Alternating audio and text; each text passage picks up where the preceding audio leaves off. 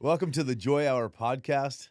Today in the studio with Trevor Price. Yes. So glad to Hi. have you here, bro. Thank you. Been talking about doing this for a while, and we go way back and have some similarities in our stories. But today, I'm going to start out by asking you, how do you feel? How I feel. Find a Like the word on that. pillow, by the way. Yeah, I hold that Let's pillow.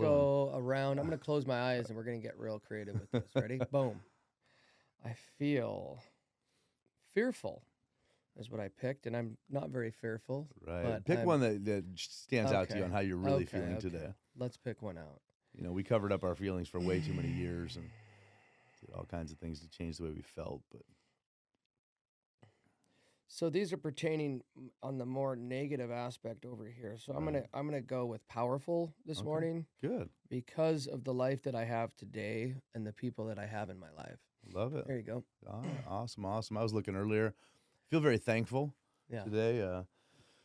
Just spent the weekend with the family, and man, just those moments of playing catch and talking to my kids, and just in a sober state of mind, being able to be a great father Yeah. each weekend and each evening.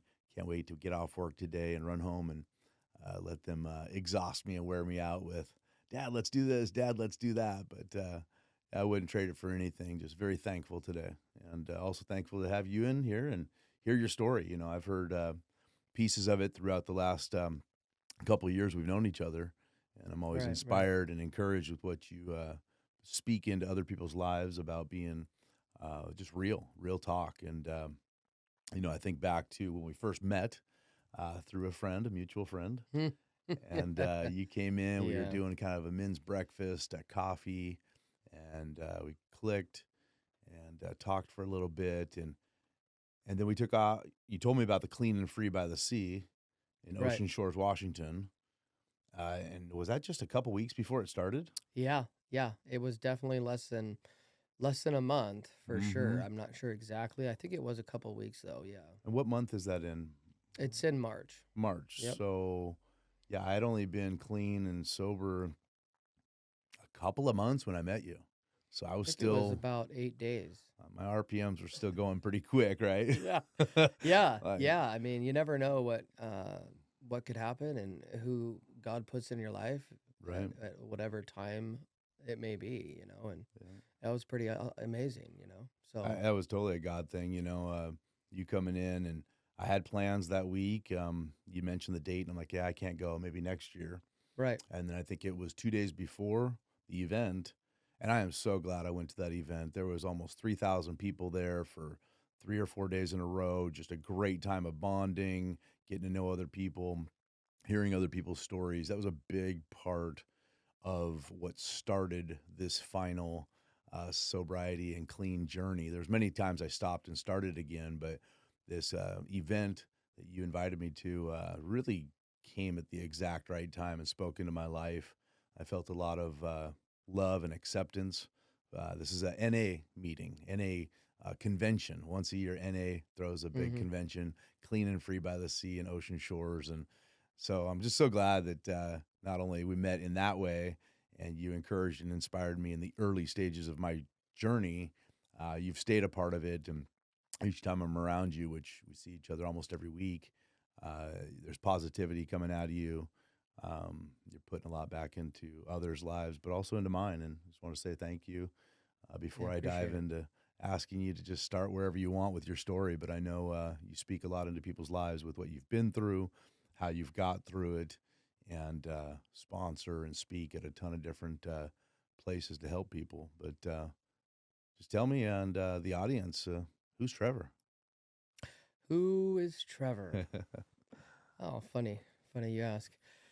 Um, so I'm 42 years old now. I got a little over 10 and a half years clean. Awesome. Um, Right there. yeah, thanks, man. It's been a wild ride. It's been an amazing journey. I've got the opportunity to grow up Mhm. uh, and learn how to live life later on in my adult life. Right. I truly believe that I was born again, and I get the opportunity to give back. Right. Mhm. And I grew up in a very um, troubled family. My parents were never together. I bounced back and forth between them. My mom um, went through quite a few boyfriends as I Mhm. grew up, and I didn't have a structured family that taught me how to live life on life terms, right? Like a normal family would. Mhm.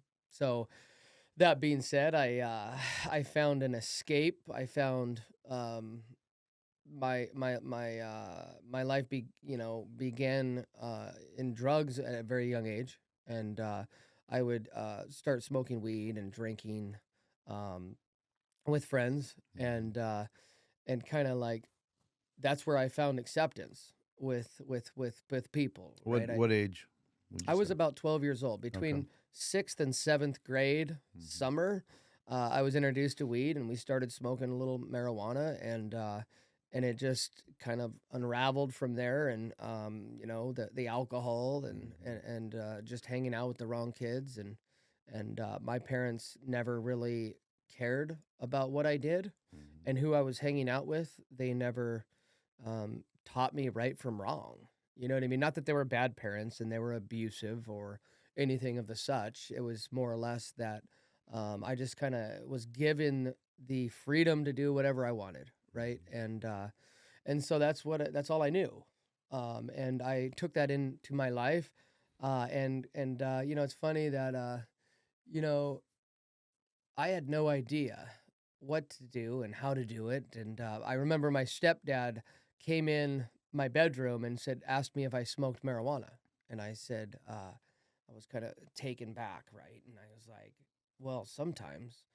And he said, well, come in the bedroom, right? And he pulled out his pipe and started smoking weed with me, right? And it Mhm. was over from there, right? Like I had the permission, right? Like it Right. was open, right? um, which didn't benefit me in any way, because or him at the Mhm. matter, because I was always taking his stuff and Mhm. scraping his pipes and just so on and so forth. But I remember at around 16, he basically said, I'm either gonna go to school or go to work, right? And I found this concrete job paying pretty good money at a very young age, and decided that I was gonna do construction work my entire life. And so I started, I was introduced to construction, and back then in the 90s, it was pretty common that drugs were kind of just more prevalent in that atmosphere, in that environment, and it was more acceptable, and so it worked for me Mhm. until it didn't, Yeah. right? um, I got a girl pregnant at 18 years old, uh, that I was in love with, and we were partying Mhm. and using together, and we had this beautiful baby boy in 2002. And not long after my firstborn came into this world, our relationship unraveled, and I was pretty heavily into cocaine at the time, and it's never a good mix Right. to introduce hard drugs into a relationship, let alone trying to be a father Mhm. and work and everything else, right? So you know that relationship ended very negatively, and my kid's mother took him to Alaska, and I never seen him again. Um, I was constantly reaching out and trying to see him, and sending him presents, and she never responded, right? And so that's kind of like made me dive deeper into my addiction, like any drug addict. The feeling, the pain, that I went through, Mhm. my escape and all that I knew was alcohol and drugs, right? Like this is how I coped with life, right? Like, and ultimately, it just ultimately made my life worse and worse and Mhm. worse and worse. And I didn't know that. I didn't see that. I was the victim. I blamed others. And so I went on living my life, and got with this other woman. And at about 27 years old, I got her pregnant, after we were together for a couple of years. And I had my second child. And in Hawaii, I was framing houses for the military. and I was really good about like getting new jobs and Mhm. and all my addiction, right? And it was funny how I wasn't that type that when I got high, I was out robbing and stealing and pillaging, and not that I didn't do these things occasionally from time to time, depending on how I ended up and who I was hanging out with. But Mhm. I always had a job. I Right. always knew how to get work. I was a hard worker. I was experienced. I had knowledge, and my bosses loved me. They Mhm. always that was the most difficult thing I think that the pain and suffering that I've caused my not only my family but these employers that really liked me and wanted me to succeed, they were forced. I forced them to have to let me go, right? Mhm. Because it got that bad. But I knew how to lie and manipulate and get what I wanted, and I was really good about like just starting over. So I had my child in 2008 in Hawaii, and it wasn't but about 4 months after that I got laid off. This job that we were on came to an end, and we moved back to Washington State. Here is where I'm from, and I went to this my brother was selling drugs at the time, and he was pretty big into it, right? Like he was making a lot of money and had a lot of people, and he was always good at um, finding friends and everything, right? And so we were at this party, and and I'm touching on this is because this is what my mo, right? Like this is what I would do is Mhm.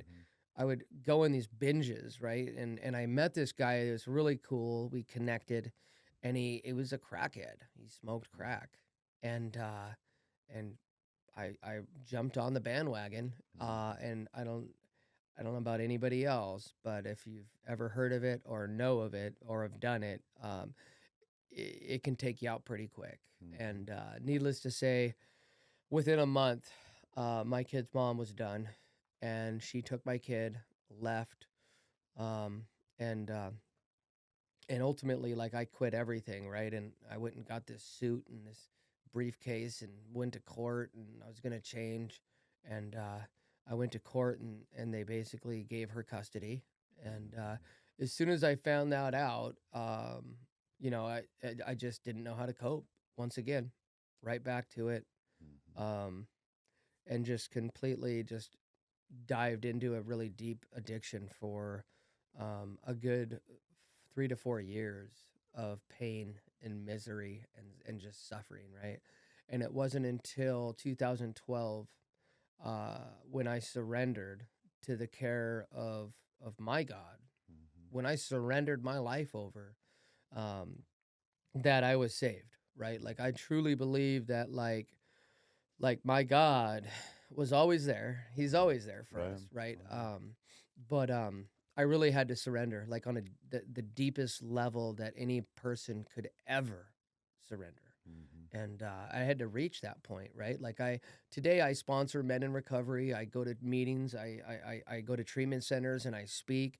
Um, and it's because of the pain and suffering like I tell my sponsees and I tell people in early recovery, like you have to go through pain and suffering, right? Mhm. And it's unfortunate, right? But to come out the other end a better man, a better person, and my whole perspective on life has completely 180'd and became something so profound that I never imagined, right? Um, so so back to like my early days in recovery, I was like a teenage kid with ADHD Mhm. at 30 years old, had no idea how to live life on life terms without the use of drugs. I knew how to use drugs and get what I wanted and switch jobs, but as far as being a good father and being a friend and a parent and a brother and a son and just a human being in general, right? Like Mhm. I wasn't I had no idea, right? Like even my parents didn't have any clue and they still don't, right? Like my Mhm. parents are nice people, but they don't, they're on social security and live in a mobile home and you know what I mean? Like they aren't productive members of society. And today I am, right? Today I get to live a life beyond my wildest dreams, and my kids have a father today, man, and it's Mhm. absolutely beautiful, man. But you know, at about 6 months clean, I met this beautiful girl who was 18 years old, and I had no idea what I was doing. I was just trying to fill that void, Right. like a lot of people in early recovery. Like you take away the drugs and the alcohol, and you immediately want to fill that with something, right? Mhm.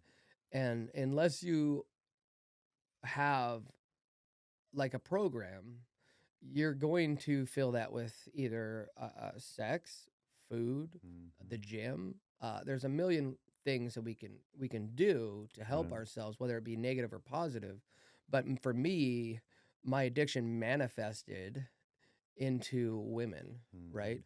And I met my I'm touching on this because um it's part of my story, Yeah. right? And my story in early recovery isn't all rainbows and butterflies. Like I didn't get clean and have my life change and just become this, prophet or this miraculously great person, right? Like I literally had to endure and suffer a great deal of pain caused by my own self to become a better man, to become a better person, to become a better father, right? And it was unfortunate because there was men and women in the program, right? Like I go to meetings and I'm a member of Narcotics Anonymous, Mhm. and they tell you, right? Like don't get in a relationship for a year, keep it simple, right? Like, but did I didn't want to listen, right? Mhm. Right. And they sat back and they smiled like God, right? Like God gives us free will. Mhm. And he says, "Hey man, you probably shouldn't do that." Like that little voice in your head. Yeah. Like if you have a conscience, you have that voice. Like God Mhm. is there, Right. right? Yep. And and there's many times where he said, "Hey, you probably shouldn't do that." Mhm. And he says, "Here you go. Here you go, son. I'll be here when you get back." Yeah. You know what I mean? And that was the case for me, right? And I got with the baby's mom, and um, we I got her pregnant, 18-year-old girl, and I'm 30. Mhm. And I remember her mom, Mhm. when I first got with her mom's like 4 years older than me, right? Mhm. We're close to the same age, and she sat down with me, and she wasn't mad that I was dating her young daughter. She was more or less warning me, like telling me like, "Hey, do you know what you're doing?" Right? Like you realize that my daughter's like still like a little kid. And I said, "Oh yeah, we love each other. It's everything's great." Right. And so she said, "Okay." And we ended up having an amazing child together, and I'm super blessed and grateful for him and what I've been given, right? And it wasn't until I was about 3.5, 4 years clean, and I had this job. I had this great job, and I just bought my first house. Mhm. And I was actually, I worked the steps, and I've changed my life. And I was running a recovery house where I had like 12 people living there, and I was helping them. And I had a great, I had a great life going, right? And I, as I worked my program and became the man that I am today, and or the man that I was then. That was the Mhm. beginning of my growth as a human being, right? Right. Like was after I worked those 12 steps. And my decided that it was in my best interest and hers that we didn't stay together. We were just I just grew Mhm. as a human being, and she didn't. And she was depressed and always angry, and just still playing the victim, and she was young, you know what I mean? And so we broke up. um and And it wasn't but a month afterwards as she relapsed on drugs and brought my son to my house and gave me custody of him, Mhm. basically. And at that time, I had just gotten custody of my other son, who was only 8. He was 8 years old at the time. This is the one that was born in Hawaii. Mhm. And I got this phone call saying that his mom ended up in jail, and her and her husband got in this huge fight. And I said, "Well, I'm coming to get him." I said, and his stepdad was this amazing, great guy. He was taken, right? Like, what do you mean? I said, "Well, it's my son, and if he's not going to live with his mom, I'm coming to get him. So I had custody of my 8-year-old, and then my younger child with the 18-year-old girl. Um, he was about a year and a half old at the time, and she relapsed and gave me a him, and I got custody of my 2 boys. Mhm. Right, single father. Uh, Never expected in a million years that I would be given the opportunity to be these children's father, right? Like full time, and I've been raising them ever since, and it's been a rough journey, man. Mhm. It's been amazing, and it's been very difficult as an addict in recovery. With like my family is in Narcotics Anonymous, and the things that I've learned are because of these people, right? But um, children aren't easy to raise, and especially when you didn't have that upbringing. Right. You know what I mean? It's not like I had the role model parents that were married and like taught me right from wrong, and took me to church on a daily basis, and or on a weekly, Right. these things that can impact us, right? So um yeah, it was difficult. My 8-year-old son that I had in Hawaii, he would have these panic attacks, right? And he'd go into these rage fits, and I would come at him and try to calm him down, and he would like hyperventilate and freak out. Well, he told a roommate of mine that I choked him. The CPS showed up at my door. I've had this happen to me like 2 or 3 times now, Mhm. and it's been like one of the most difficult things. And what's beautiful about me and the life that I have is that I have nothing to hide, right? When they show up, I tell them exactly what happened. You know Mhm. what I mean? I know, like, but it's one of those things that like you don't have control over other people. Right. Yeah. Like, we're powerless over our children, our family, our wives, our friends. And one thing I'm not powerless is myself today, Right. right? And how I control or react. Um, Mhm. as long as I'm turning my will and my life over, right, to Right. God. I believe that. Yeah. So it's been a wild ride, and you know, I've been blessed with this amazing, beautiful woman that has came from a totally different world than I have, and we have 2 beautiful children together. And she's teaching me how to become a better man. Mhm. And I've told her like she's basically raising me and our children. Yeah.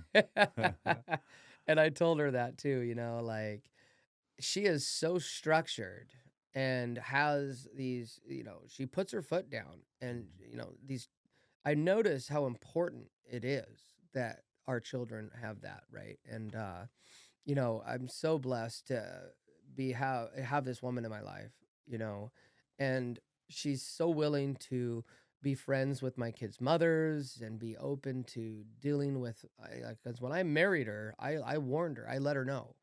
I said, "You're not just marrying me. Right. You're There's marrying my kids and their moms and their moms' moms, and like, because 4 babies' moms, right? 5 kids with 4 mothers." Friend of mine has a funny joke. He says that I loved my kids so much I gave them their own mother. right. It's one way to look at it. Um, Now, it's funny, but it's just my life. it's It's life, just, it yeah. is what it is, right? And I'm a totally different person than when I walked in to recovery, and as I've grown in recovery, right? And Mhm. I'm right where I'm supposed to be just for today, man. Mhm. And I'm truly blessed with the opportunity to have the life I have today, to be the father that I am today, just Mhm. to hear you touch on how excited you are to go home and Mhm. see your kids, and what they want to do, and you know what I mean? Because like my kids are absolutely obsessed with me, man. Like Yeah. all they want is their father, right? Like it sucks for my wife. Uh, Mhm. but man, I tell you what, there is no greater gift than Mhm. having your child like just want to spend every minute with you, man, and Mhm. to look up to you, and to, um and it's so important to me today that I work on myself. That way they can pass that on. Right. to their kids or out there into the world that we live in, right? Because your world is what you make it, I believe, Hmm. and our children depend on us. I'm going to back up a little bit and ask you about connection as you're telling your story, which Yeah. is, I'm just sitting here. I don't even want to interrupt, but the word connection, you and I talk about it a lot. And of course, the joy hour that we do, and we use that a lot. But in your life, back when you started into some of these habits of drugs and alcohol, do you remember I look back on this, the importance of connection and how you would feel that with a friend that you were using with? And Mm, there would be this like bond, at least the first few times of this connection. Like you meet a person, you start using together, and there's just this deep, like best friend connection feeling in the mhm, early phases of using. And of course, as we know, time goes on and it's quite the opposite. But in the theme of what I'm hearing you say is that the connections or that void that you're trying to fill with different things, and now you've got a wonderful wife, which I want to hear more about where you're at now and your current journey. But how much of that is a part of your journey, and just that simple word, what does that mean to you as far as connection, and why a person longs so much to try different things in their teenage years? Are they constantly looking for that connection that you're going to have with your kids tonight when you go home? When you walk in the door, they're going to connect to you, right? They cling to you, oh yeah, they long for you. 100%, and yeah. and I just think, just taking a moment here to ask your understanding of the importance of connection, of course, with God, with our Mhm. higher power, but even amongst each other, how much of that has been a part of the success you've had for over 10 years now, the connection with NA and other people that are like-minded in these open discussions about life. Mm. What does connection mean to you? Connection's everything. I had no idea. So it's funny you asked that because even in early recovery or not recovery, even in like when I was young as a teenager, right? And hanging out with the buddies and smoking weed and Right. drinking and like I just wanted to feel like I belonged.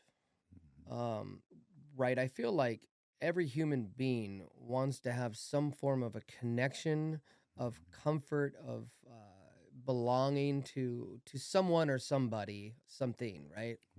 And I never found that. I would hang out with these, gangster wannabe kids and the skaters and the preps and like the Mhm. kids with money, and every person, every individual like clique that I would hang out with, I never felt like I was part of it, right? Like I didn't, I was trying to fit in and I was good about manipulating whatever circumstance I might have been in, but the connection was never there, and I never had this connection with my mom. My mom didn't know I was very troubled, and I was frankly quite an asshole as a Mhm. child. And my mom didn't know what to do with me, right? Like and so I never had a connection with anybody. And there was a long time, I think my awareness or my outlook on connection or love, or intimacy Mhm. was twisted. I Right. didn't know. I had no idea. And so when I got clean, um, the connections that I made were integral to my recovery, Mhm. to my life, to staying clean from Mhm. everything, right?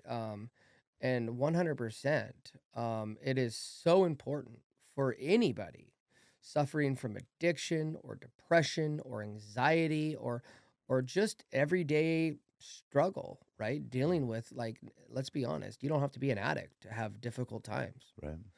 But unless you have connection with other people Mhm. that have a positive outlook, that can hold you, that can help you, can let you cry on your shoulder, Mhm. right? No matter what it is, Yeah. then you're screwed, right? Mhm. It only spirals into a Mhm. negative way. Um, and as for me personally, that's what I need. And that's what I always tell anybody, man. Like, I got your back. Like, no Mhm. matter what you're going through, no matter what it is, I cannot judge you, right? Like, I've done it. I've been there. Like, I am not God. I am not perfect by all means. I have no right to judge others or to assume, like, and, I don't have to agree Right. with how somebody conducts their life or what they've done or how they, but it doesn't change the fact that, like, the connection is so important. Um, Mhm. in general, just, by doing what I do out there in my life, Mhm. like, I am connecting with others on such a deep level that, like, I can't be depressed. Right. I don't have time to do it. Not only that, but, like, the amount of people that I get to touch and help and Mhm. see, like, them grow into becoming the person they are, like, it's beautiful. And that's why I'm such a big advocate in Joy Hour, right? Mhm. Like, it doesn't necessarily need to be drug addiction. It can Right. be many, many, many other things. And if depression and anxiety and isolation, if that continues on, eventually, like, what is there left, Right. right? It doesn't get better. So we need connection, and I think we get so lost in this world, right? Mhm. Netflix and Prime and and all of these episodes that have 17 seasons with 10 episodes, and you're Mhm. watching Vikings for the fifth time, and you're just lost in this false reality, right? This is not, like, how is this benefiting us, Mhm. right? The phone, Facebook and Mhm. Instagram and TikTok, and it is just such a distraction from the connection of this world. There's such a barrier in being able to trust each other that's been built, and those walls of isolation need to be broken down in humanity. Where it's Mm. like I felt at the Clean and Free by the Sea. I'll never forget. Went there and standing in line for registration and put out my hand to one guy, and he kind of looks. He says, "Bring it in," and gave me a big Oh, yeah. hug. And right away the whole weekend was a bunch of hugs and the Yeah, comment, "Bring it in, bro," and keep coming back. yeah. And that's what we need to do more with each other is no judgment. Like, Mhm. hey, I see you. I love you. You belong. Mm. You spoke on that. And that's so important, speaking into each other's lives, regardless of any age that we're at. We long to feel important and to have value and to feel like we belong um, in the room and that we have some value in the conversation and more Yeah. than ever, especially for kids, especially for teenagers, Yeah. Oh, to say, yeah. I see you and I see you and I know you have struggles, but I see you. I'm here for you. I got your back and, bring it in. And you can, whether it's a physical hug or just a hug that's communicated through eye contact, let each other know that I love you, I see you, and you have value. And I think that's the connection I was longing for as a teenager. I started actually smoking weed first and having some best friends that we did it together. Oh, And yeah. then it went on and on and on and to the other drugs and alcohol through a good part of my life. But I was always longing for that. I have a purpose, I have a spot where I belong, and I'm accepted for who I am today. Right. Right. And And you have to accept yourself. right. You have to just be okay with yourself, right? Mhm. Like, God made you exactly how you are, Yep. and then you just need to find that acceptance of it, right? Mhm. And let everything just manifest in the way that it's supposed to, and Right. just know that you aren't the victim. Mhm. Um, Things are gonna happen to good people, to bad people. Like, it's just life, and Yeah. it's okay, right? But without the connection, you're Mhm. alone, and when you're alone, it's not always a good thing. It gets ugly. Yeah. For the listeners today, what's some of the first advice you'd give somebody that might be completely isolated with or without drugs? Just like you meet somebody and they start saying, Trevor, how do I get from where I am today to where you are? There's something about your life that you've shared that I would like to have that be my life. What are some steps you would guide to somebody towards?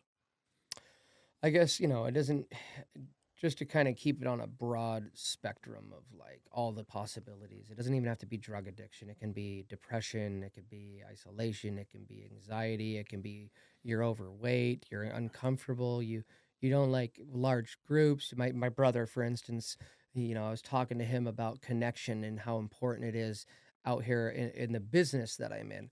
And he mentioned that he's an introvert. Hmm. Okay. So how do you battle what you're going through? You force yourself, right, to get out there and to talk to people. It's not going to kill you. So I think the most important thing, right, is to start small, right? Don't overwhelm yourself. Don't overthink it, right? Like a lot of people, I think that like we want, we're scared because we overthink things. Like we blow it into something. We make mountains out of molehills, right? Like it's okay to just start small. But in order to get out of a funk or a hole, or like you've got to start somewhere and building the foundation or building the first step to getting somewhere. And I think a person has to ask themselves, okay, so what do I really, what do I was talking to a guy at about 3.5 years clean, and I was crying and I was struggling. My heart was broke over a girl. And he said, hey, man, he goes, you can do whatever you want to do in life. He goes, but is that why you got clean? Is that the person you want to be? Like, what is your purpose? What is the point of your life? Right. And I think a person has to ask themselves that. Like, what do I want out of my life?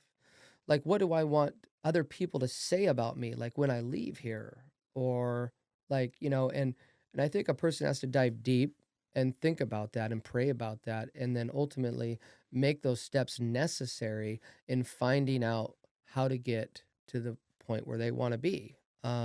Whether that be somebody or something, or watching a podcast like this, or writing, journaling and writing down positive affirmations. There's hundreds of ways to, I think it needs to be specific to each individual, right? Because there are no two people alike, and how something affects you is not even remotely close to how it affects me. Um, but personally, the biggest thing is you got to get out. You got to make connections with other people like-minded, Yeah. that have the same outlooks, whether it be church, religion, recovery, whether it be a hobby, riding dirt bikes, like painting. Like Yeah. there's groups of people all over the world that come together and do these things, right? And it's about connection.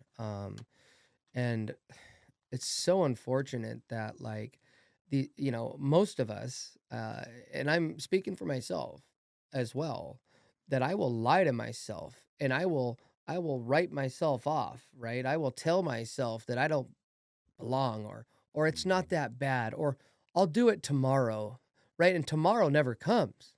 Next thing you know, 3 years later, you're 100 pounds overweight, and and it only makes it worse. So my suggestion is to start today, to start now, to look internally within yourself and find something positive to say about yourself, and make the steps necessary to move in a positive direction to benefit you and the people that love you. And if you don't have people that love with you, know that there's somebody else out there that does. And if you don't know who that is, it's me, and I love you. You know what I mean? And that's what they told me when I walked in the rooms, Yeah. and I had nothing but a backpack, an Obama phone, and a bus pass. Yeah. I had nothing at 30 years old. I could hardly read. I tried going down to day labor ready, and I couldn't even work. And these people loved me, and they said, "Hey, like you just said, keep coming back, man." So, And what you said there, Trevor, reminds me again of the uh, place I went there, Clean and Free by the Sea. And of course, I was going through getting clean from drugs and alcohol, but I was longing for a community of people that loved me for who I was. And so getting in the rooms, for me, and it sounds like you, NA has been a huge part of that. Um, I've also attended Celebrate Recovery, another great program, but there's programs all over the country that are based on the 12 steps, which I believe in strongly. I believe that um, most of what I got out of rehab actually didn't have a whole lot to do with alcohol and drugs. It had to do with my internal hurt, my internal deep-rooted issues that I think all humanity deals with at some point in life. And so, get in the room and find that room in your community where That's it. you walk in, they say, I love you for exactly who you are right now. Anything you say will stay in this room. And if you don't want to say anything, that's fine too. Just, it's good to see you in the room, and you sit there and you participate with other like minded people that are going through grief, loss, depression, suicidal ideations. Um, of course, alcohol, drugs, anger, bitterness, resentment. There's so many different things that go on in the rooms. And a lot of the ones I've attended have been on the smaller scale, 6 to 12 people, a lot of Hmm. times in the Hmm. meetings. And those are some of the most impactful evenings and meetings I've attended that a lot of the world doesn't know about, even though the 12 steps have been around 92 years now. Oh, it's huge. Um, Huge. they're all over, they're free. You can get on an app and find one probably within 5 minutes of your home. Can I say something real Yeah, quick? yeah, I want to say something to the audience here, man. One thing a person, in my opinion, has to do is, what they told me is they told me that I wasn't special, mhm, and that put the pride and the ego away and just try to be open-minded enough, right? right, To trying something different, right? mhm, And letting what's the worst that could happen, right, right? But so many people think that they're better than, or they mhm. don't need this, or that Don't I need to got change. this, right? I'm Yeah, a man. yeah, I don't need you, right? mhm, And it doesn't matter what it is. Like you said, celebrate recovery, right, Narcotics Anonymous, Christianity. You know, there's our Alcoholics Anonymous. mhm, There's hundreds of different options for people out right, there. But you have to keep an open mind and be mhm, willing enough to accept the fact that like we're our own worst enemies sometimes. And sometimes we just need to get out of ourselves and get out there and help others and mhm. listen to somebody. Part of that denial, which is the first step, right? Get out of denial. If Right. you go to a room or a meeting, is to change. I've heard so many people say, "Well, I don't need to change," or "I don't want to change." Um, what's wrong with change? What are we so afraid of? It's a humility thing, typically, to say, there might be a lot of great things in my life, but there's still things that need to change. And I will constantly be a part, personally, of these type of rooms and meetings, not just because I always want to change and improve to be a better husband, better father, better business owner, better friend, but you know, it's a journey of life. There's not perfection. It's just I'm humble enough to say I'm going to go to this meeting, sit there and see what I can learn and be open-minded. Yeah. You just Yeah. be amazed when you're sitting there and hear somebody share what they're going through and go, "Wow, I thought I was having a rough day." Yeah. That Exactly. person, I had one I'll never forget, a man that's well into his 80s. And when he opened up and shared in the group, uh, again, had nothing to do with alcohol and drugs. It had to do with that he's outliving all of his friends. And Mm, so he has no more connections to go on a hike with and do things with, and he's lonely.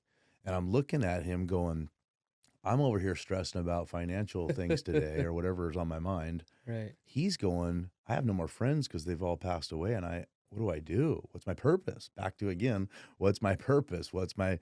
reason for even living? And I think from a child all the way through that example, we always do long for having a purpose. And I leave those rooms knowing that I had a purpose in that room that night, knowing that I added to somebody else's life by sharing what I went through, knowing that I learned from other people what they're going through. And then a lot of really deep, meaningful friendships have come out of that, where we're going and doing hobbies together now. So Hmm. whether it's a church that you start with, whether it's a 12-step program you start with, for guys like me, I do all the above. I do quite a bit throughout the week that just is a environment of people that are like-minded talking about real struggles Right. and don't Right. have time to sit there Yeah. and You don't have to be on drugs to have struggles. right. I mean, I've got over 10 and a half years clean, and my struggles look a lot differently than they did when Mhm. I got clean, but they're real, Right. right? Like, no matter, I don't care if you're rich, poor, or, Mhm. we all have difficult times Yeah. and difficult days that, that are out of our power. right? And it's a matter of how we perceive them Mhm. and how we handle it. Something else I love about all the rooms I've been in is that I've noticed people celebrate each other's victories, Right. their wins, like how many sober days, or they got a job, or anything. We celebrate each other's victories, and in a way, we do celebrate each other's failures too, and we recognize them for what they are. Yeah. And in our modern day world, in the general environments, that's not very typical to really see others truly celebrate um, the victories Mm, or the losses, right. Right. and Right. a Right. lot of that comes from the damage of social media and comparison. We've talked about before, comparison is the thief of joy.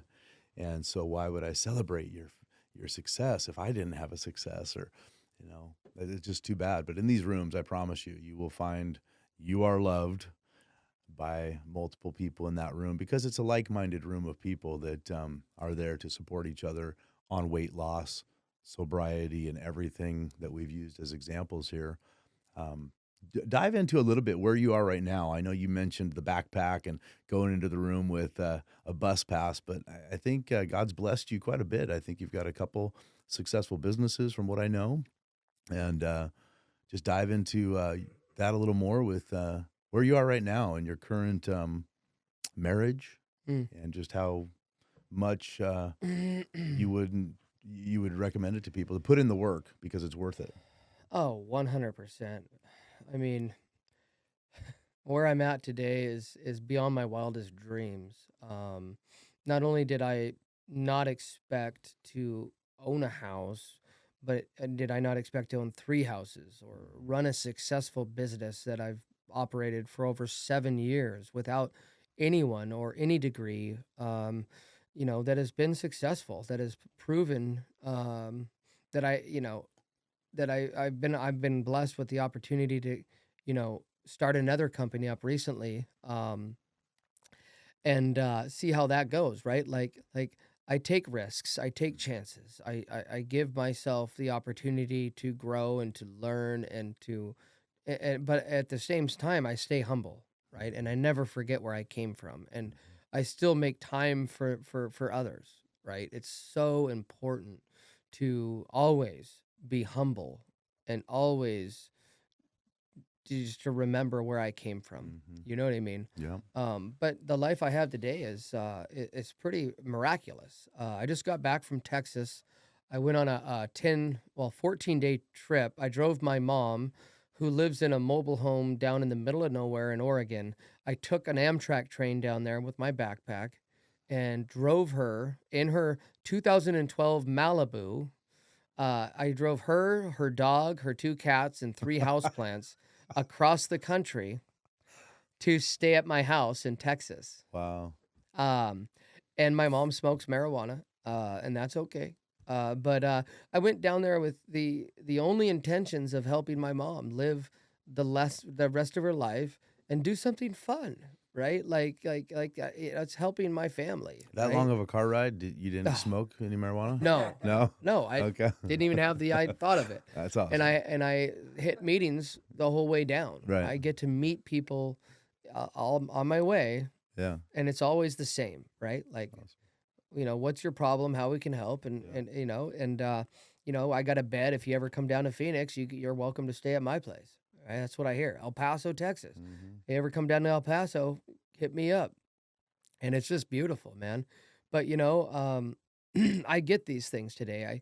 I get the opportunity to sponsor men in recovery. I get Yeah. the opportunities to show up for my dad when he calls me and tells me he needs a fridge. Hmm.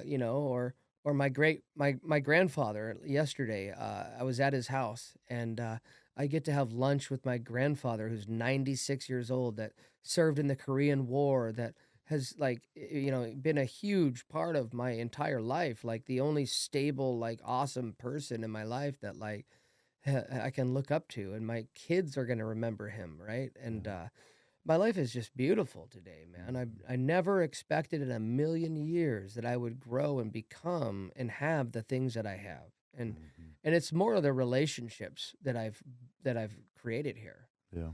The relationships with my mother, my father, my grandfather, the relationship with my wife that continues to get better. And I never knew that a relationship could get better over years. I knew it got worse. Yeah. Like my Right. relationships got worse and worse and worse until they were So, so done yeah. that they wish I was dead.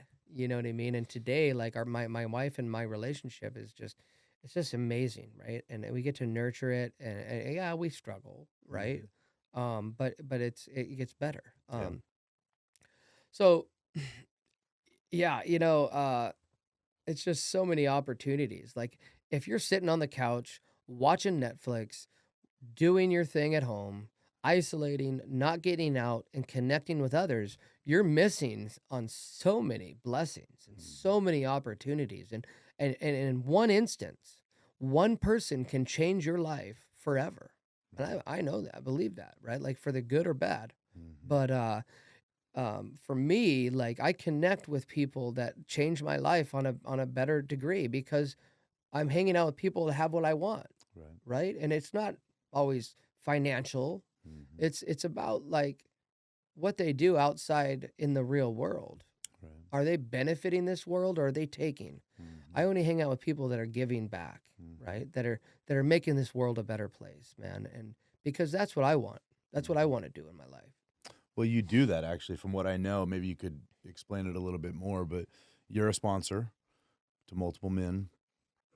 You go to meetings frequently, you speak, right? These are all choices you make to Yeah, I'm give, not getting paid for right. So it. you give back, Right. and you've done that for most of 10 years. Um, it's probably not always the most convenient thing in the midst of running companies and having kids and Right. having family and responsibilities. There's only so many hours in the day, but would you say that's been a huge part of the blessing as well, is to be able to give back and stay Oh, involved? Stay, 100%. I know it is. yeah. Like so I've got clean a long time ago, right? And I've watched a lot of men and women come in and out of the program that I'm in, and I truly believe that my God put me in Narcotics Anonymous to Mm-hmm. give back to people just like me, man. Mm-hmm. And where would they be if it wasn't for me being there sharing that message with Right. them and vice versa? Mm-hmm. Where would I be, right? And so like they told me in the beginning, man, keep it simple and all these little sayings, right? But I know that I can't keep what I have without giving it away. There you go. Yeah. And unless I'm making time for those people, for that part of my life, then I don't have the life that I have. Mm-hmm. Like none of it's worth it. Yeah. You know what I mean? And my kids, they deserve to have a father. They Mm-hmm. deserve like and I'm learning every day and I can learn something new from a sponsee or a person in treatment or Mm-hmm. somebody that's still coming down off of drugs, right? Like um I I have to, Yeah. right? That's what I tell myself, right? I I don't love have to do anything, but I love it, and seeing you come off in a humble way, not just here, of course, but I see you throughout the week, and we actually are in the similar type of work in construction, and right. just right down the street from each other, and we both encourage each other, promote each other, celebrate each other, and I like that. There's not a competition. There's a excitement for each person to succeed. And I'll be honest, if you were an arrogant person that went around town beating his chest because he's done great when he's come from so far, it'd be easy to kind of have a sense of pride. And if you had that air about you, I mean, I'd still be nice and Yeah. kind and all that, but I probably wouldn't associate with you as much. The humility is attractive, at least in my view. And I think it's because we have these similar journeys that I think is so important to stay involved so that you never let a spirit of pride come in and go, well, look, I've got, and you've heard men, I own several businesses, and just the way they say it comes off like, okay, did you want to tell me how many? Because you were very arrogant the way you said that, instead of God's blessed me with several businesses, it's I own several businesses, and it'd be easy to have that spirit of pride come in. But I think the volunteer give back work, like you said, um, you give it away, and that's what keeps it so real. So I've taken a lot of notes, from the 2 years I've known you. Um, I feel like that's been a big part of my success too, is finding opportunities at local community events, 12-step programs, church, truly doing something, um, ideally every day, even if it's just a few phone calls, or once a week speaking at an event, or making the coffee, Yeah. mopping the floors, setting up the chairs. Don't ever walk in a room and go, well, I've been clean for 10 years, and so I'm going to sit down in this chair and you guys can do all the food prep, you know? No, no, jump right in and do it. And just keep that sense of humility. But I'm taking notes, so keep it up. I'm a few years behind you. I'll never catch up because your date will just keep growing, and so will mine. But I appreciate it, brother. And we got a few more minutes here. Anything you want to share with the listeners? But I know we've touched on a lot about encouragement and find a circle of people that you feel that can truly love you for who you are now and encourage you to be better tomorrow. And then once you get that healing, especially get to a 1 year mark, Mm, whether it's your yeah. diet, whether it's anger issues, whether it's any of those words we've mentioned today, of course, sobriety, such an important part of maturity too, where um, it's a beautiful world. It's a beautiful world on the other side of getting through these struggles. Um, any other thoughts just to kind of close out today? Man, all I can say is life is truly a blessing, right? It's a gift, and I took for granted for so long, and and before, today I realize how precious every minute, Hmm. every breath, every moment, every experience, right? And all I can say is open your mind Hmm. and and look at the good, right? Like if we feed ourselves negativity, we're going to receive negativity. Hmm. Get these people in your life that are going to benefit you in a positive way, that are going to bring joy and happiness to your Hmm. life, and know that it's going to be okay. It's okay to struggle. It's okay to be in pain. It's okay to cry. Hmm. It's not okay to continue to feel the way you feel and put yourself in situations that are going to make your life worse than it is, Hmm. right? And you don't have to do that, right? You don't have to have that, right? And all I can say is, so many people, um, they hang out with people that are worse off than them, so they feel better about themselves. Well, why not hang out with people that are better off than you, that will help you, right, become a better person? Hmm. Um, so, all I can say is be humble, to be kind, and to embrace life as it comes, Yeah. right? And to just know that you are cared about, right? That somebody out there cares, you Hmm. know? And I'm very blessed and grateful for the opportunity to be here today with Tom, with you. Um, to spread love and joy in the world, to give back to this world, right? For all the things and people that I've hurt, and lives that I've destroyed, right? I've done things that are unimaginable, right? That I don't have to dwell on anymore. I none of us can change the past. Yeah. Nobody can go back and change what has happened, what was said. The only thing we can do is live right here, right now, Hmm. right here in this room. That's all we have. Yeah. It's beautiful. The dash. There's a song that came out recently, and Mm, but the dash on our tombstone. What happened during that time? We're born on a certain day, we die on a certain day. in between. But what are we doing each and every day to live in the moment, to change the world around us for the better? And in doing so, it changes us for the better. It's not that we are better, it's just we're working to repeat things we've learned and life lessons to help the next generation. And a lot of times, even help ones that are our same age. You know, Trevor helped me a lot 2 years ago, I mentioned, in just being a friend and also mentioning that awesome event that was a catalyst, a catapult, whatever, for sending me into the right trajectory as being a sober dad. But I want that dash in my life to represent some pretty awesome things. And so, yeah, get in the right rooms, listen to the right influences, um, positive in, positive out, and yeah, keep it simple. Just Keep it simple. One day at a time, Yeah. right? Amen. Yeah. Appreciate you, bro. I appreciate you, man. All right, we'll do this again. Yeah, I hope so. Take care, y'all. Thank you so much for watching today's episode on the Joy Hour podcast. Don't forget to check out some of our other episodes for more powerful discussions. Want to keep up with new episodes? Be sure to subscribe. And as always, we'd appreciate it if you like, share, and comment your favorite part of this episode right down below.